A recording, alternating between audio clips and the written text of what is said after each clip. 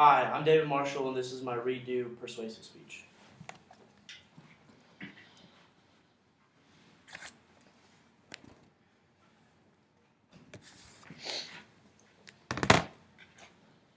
Imagine coming to consciousness, laying on the pavement, covered in glass.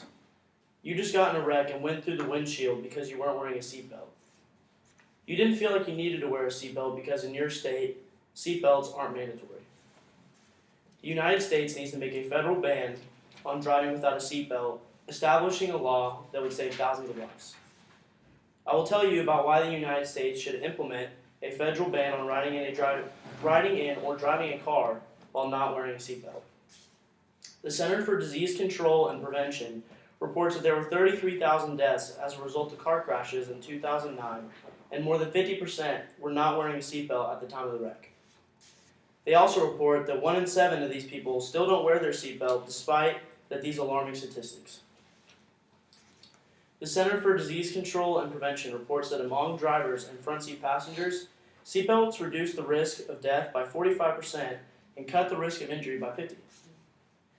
Seatbelts saved almost 13,000 lives in 2009 alone, and if all the passengers had worn seatbelts that year, almost 4,000 of those people would still be alive today, according to the CDC.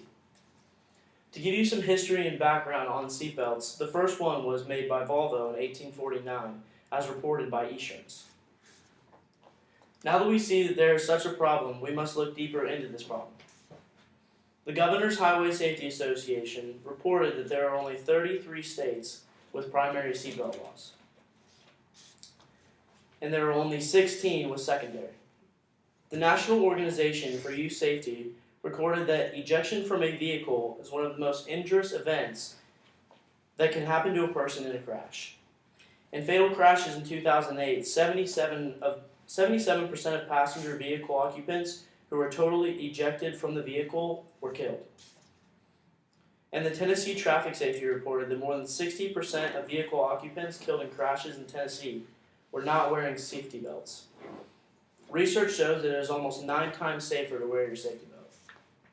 This proves that seatbelts need to be worn, and this problem has been well addressed, but who does it affect? When I was 4 years old, I had a babysitter named Emily who was a close family friend, and she was only in high school. She was driving her Jeep on a road that had a steep cliff, and her car veered off the road and rolled down the cliff. She died during the wreck, but authorities claimed that she would still be alive had she worn a seatbelt. If everyone knows someone who is personally in a wreck, there shouldn't be such a divide in those who wear seatbelts and those who do not. Now I will show my visual aids. First, I have 2 graphs of safety belt use in 1994. This one you can see that it was only at 58% and then rose to 71% in 2000. In this, it goes by states, and you can see that in primary law states, there's a lot higher rate of people wearing safety belts than those who have secondary law states.